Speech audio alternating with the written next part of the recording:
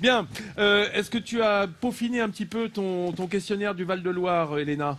Bien sûr. Parce que là, tu as comme Franck la personne qui connaît très bien. Tu as Gonzague-Saint-Brice, tu as des pointures. Hein. Alors, je vais demander à une des pointures, à savoir le régional de l'étape, de ne pas répondre tout de suite à ces questions et de laisser jouer ses petits camarades. Voilà. En revanche, chez vous, ici sur le plateau, vous pouvez tous jouer. Alors aujourd'hui, je ne suis pas venue tout seul.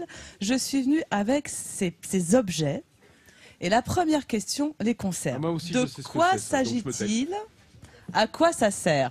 Oh, je sens déjà que les réponses fusent, notamment derrière vous. Ah, derrière nous, il y a la réponse, je crois. Alors, c'est lourd, Guillaume, toi qui l'as. C'est lourd et puis ça a l'air un peu déséquilibré. On sent pas quel est le centre de l'objet. Effectivement, ce sont donc ces objets, des boules. Et sur un côté de la boule, il y a une petite tige métallique pour alourdir un côté seulement. Ah, qui la déséquilibre. Voilà, pour la déséquilibrer. C'est pour un jeu. Exactement, c'est pour un jeu. Cette tige s'appelle le fort et ce sont des boules de fort. Des boules de fort. La réponse était là depuis un moment. Hein. Voilà, et en fait, les boules de fort, c'est un jeu, effectivement. Bon, on peut dire que c'est un cousin de la pétanque. Il existe aussi des boules de sable. Et il faut être fort pour y jouer. Il faut être fort pour y jouer parce qu'effectivement, on est bon, hein. elles pèsent leur poids. Hein. Elles pèsent à peu près 1,4 kg. Et ça se joue en fait sur, vous le voyez ici sur des images, sur un fond qui est un peu incurvé comme un fond de bateau en fait. Et le but du jeu, c'est de lancer le maître qui est en fait le cochonnet. Et puis de se rapprocher le plus, vous le voyez ici. Et en fait, on le lance sur le côté, non pas sur la partie large. Mais voilà, pour que ça roule, mais ça roule de façon déséquilibrée. Alors ça se joue beaucoup encore aujourd'hui au Val-de-Loire. À l'époque, c'était interdit aux femmes parce que ça se jouait dans les quartiers malfamés où, bien entendu, les femmes n'allaient jamais. C'est extrêmement galant de la part des Ligériens. Aujourd'hui, ça se joue dans des clubhouses. Et les femmes sont désormais admises, quoique pas très nombreuses. Alors ça se joue beaucoup. Je crois que vous allez aller vers moi aussi, Denis. Ça se joue beaucoup entre Blois et Saumur essentiellement. Absolument. Mais alors sur le poids, c'est très très impressionnant. On se rend pas compte. Il faut vraiment l'avoir eu en main 1,4 kg. Pour comprendre. Je l'ai pris une fois. Je suis extrêmement maladroit. Je l'ai pris une fois sur le pied. Et mon pied est en train de me dire qu'il s'en souvient encore. Oui, le pied, 7 ans après, est en train de guérir. Une autre question, les amis. Saviez-vous que Gonzague-Saint-Brice, ici présent sur ce plateau, est un hors-la-loi? Oh là là. Ah bah oui. C'est connu. Je dirais même un desperado. Ah oui, c'est connu. Regardez ces images. Regardez pourquoi. Qu'est-il en train de faire?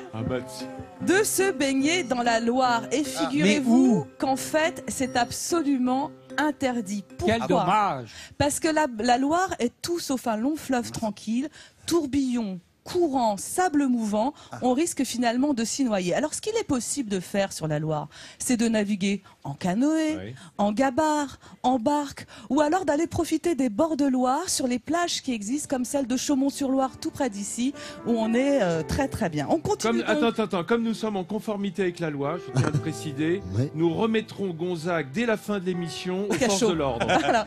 J'ai quelque chose pour lui. On poursuit notre balade sur les bords de Loire. Et nous sommes maintenant à Bréhémont, un petit village en Indre-et-Loire. Qu'est-ce qui a fait sa renommée? Qu'est-ce que Bréhémont a de si particulier? Tout près de Bréhémont, près de Tours. À Bréhémont, tout près de Tours. Un bâtiment? Un bâtiment, on y est presque. Un monument?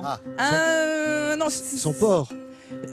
C'est sur le port. Oui, c'est sur le port. Un bateau. Ça a à voir avec un radeau. Ça a à voir avec la rivière. L'accès. Ça a pas voir. Non, regardez, je vais vous donner la solution. Ce sont ces pissotières. Oh là là, il est là. Là, tu nous fais plaisir. Voilà un beau sujet Bréhémont, les pissotières. Pourquoi?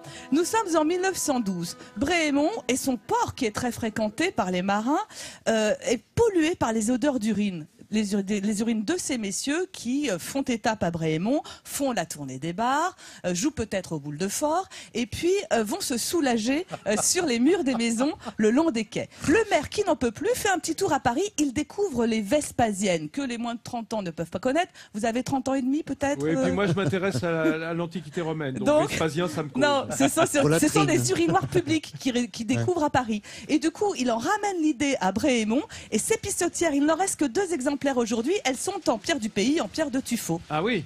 Voilà. C'est pas belle mon histoire. Merci Elena, que l'on applaudit.